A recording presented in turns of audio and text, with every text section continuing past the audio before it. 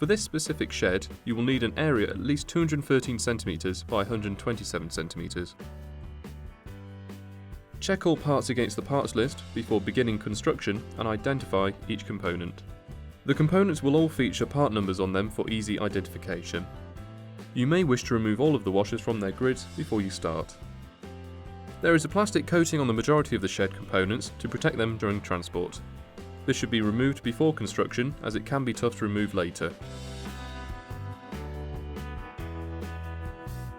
Using your instructions, refer to the parts needed for base installation and identify the required pieces. For this section you will also need the following tools: a posi drive screwdriver, tape measure, square and a spirit level. Lay out your rear base frame lengths and align the screw holes before securing together with 4 screws. Align one end of the rear frame to one of the slide frame pieces at a right angle and secure with the screws. Align the other end with the second side frame and secure as before. Place the front corner framing in position and secure at the corner with the screws. Secure the front frame on the opposite corner with 2 screws.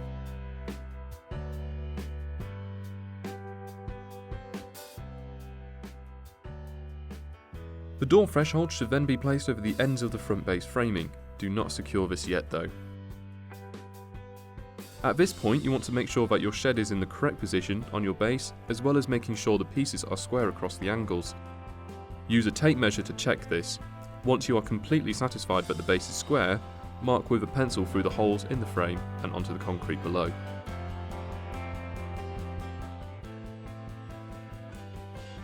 Move the frame out to the side and drill down into the concrete at each marked point.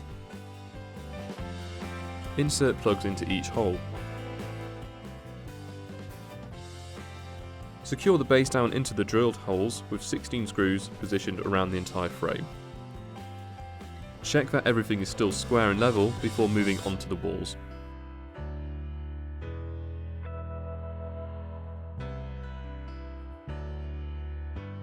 Using your instructions, refer to the parts needed for wall assembly and identify the required pieces. You will also need a pair of pliers. Over the front right corner, position the first 2 panels overlapping the joints.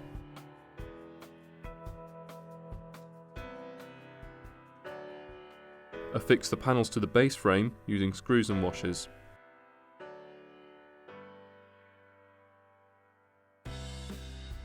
To affix the panels together, thread a bolt through the front holes in the middle of the panel with a washer and secure with a nut on the other side. Use pliers to hold the nut steady. Repeat this for the opposite corner with the same panels.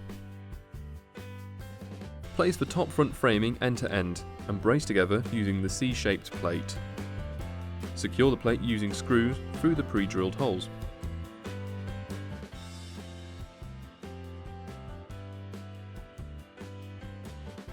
Insert 2 door runners into each end of the framing as shown. These will serve as support for the shed doors. This framing can now slot into the shed, with the opening facing into the building. Secure the framing through the front panels with screws and washers. Once you have the front corners complete, align the third wall panel against the previous and secure it along the bottom edge and middle. To connect the side panels, use bolts and washers and thread through the middle set of holes, securing with a nut on the other side. Position a rear wall panel to overlap and form a corner. Repeat this for the opposite corner too, with the same shaped panels. With these walls constructed, you now need to install the top panel framing. Position the side framing over the top of each side panel as shown, making sure the lip of the frame is facing into the building. Affix each frame through the top of the side panel with screws and washers. Each frame will require 5 screws. For the rear frame, align the rear framing bars and secure through the pre-drilled holes with 2 screws. Place this frame against the rear panels as shown, between the 2 side frames. Affix each frame through the rear panel with screws and washers. The remaining rear panel can now be attached, making sure the edges of the panel are on the inside of the building. Attach the panel at the top and bottom with screws and washers, and in the middle of the panel with nuts and bolts. Place the door threshold over the base frame and secure with 2 screws at each end.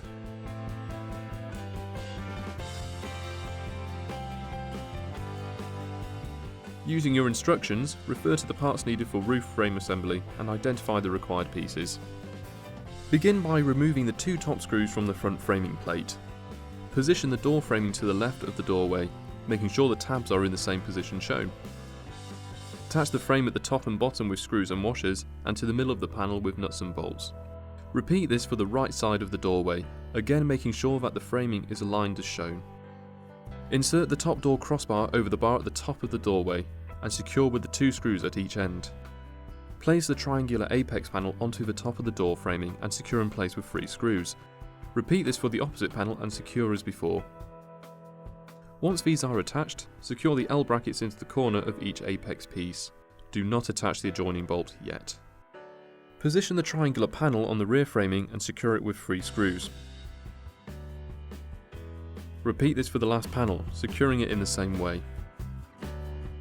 Position the 2 different L brackets against the ends of the long roof beams as shown and secure with nuts and bolts. Place the 2 other beams together as shown and bolt together through the middle, securing it with nuts. Do not affix with the bolts at each end yet. You can now position each ridge bar in between the apex panels, aligning the plates with the pre-drilled holes and securing with a bolt, washer and nut from the outside of the building.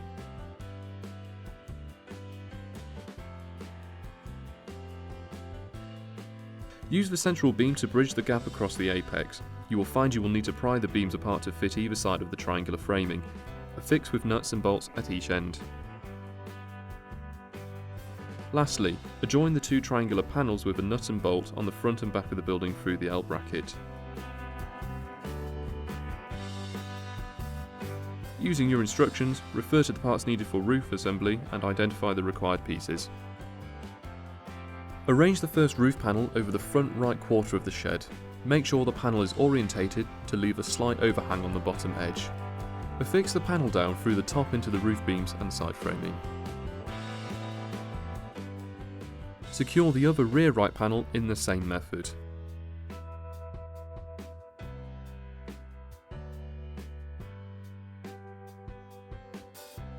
Arrange the other side of the roof in the same way, with the second panel at the front of the building. Slide the front roof framing over the front of the roof panels. Use washers and screws through the top of the frame to secure them in place in the middle of the frame, leaving the apex and eaves holes. Slip the side framing onto the horizontal edges of the shed, using washers and screws to secure them in the middle as well. Align the corner caps over each corner of the shed and secure in place with a screw through the top.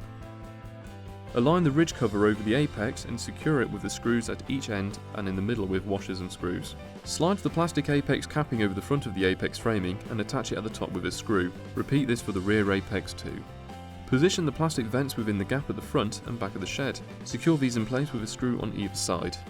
Using the small caps, go around the inside of your shed and cap off any bare screws.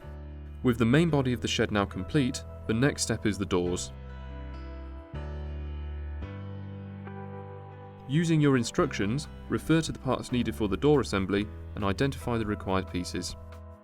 Attach the side framing to each side of the door panel, making sure the 8 holes are at the top of the panel and the framing points into the door. Secure the other side framing with nuts and bolts at 4 points on each side. Arrange the diagonal framing bars.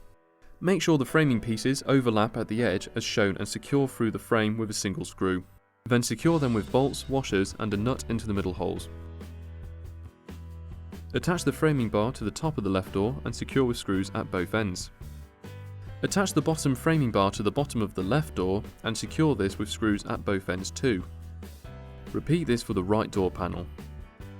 Align the door handles on the doors and secure with bolts and nuts. The small plastic door catches need to be affixed to each side of the bottom framing of each door using a nut and bolt. Slide the base of the door into the groove in the threshold of the shed, and then push the top of the door into position. The holes in the top of each door need to line up with the previously inserted runners. The door holes are at varying heights to allow you to position the door for optimum movement. Use screws to secure the doors to the runners on each side, making sure they run smoothly and are square within the doorway. Use a standard household oil lubricant on the runners and wipe away any excess. Your metal shed is now complete. If you have purchased a metal shed foundation kit, please continue to watch. Before beginning your foundation kit, check all parts against the parts list and identify each component. Make sure the end tabs of each beam are straight using a pair of pliers. Start your kit by connecting two of the longer pieces at the end using the supplied screws to create a larger piece of framing.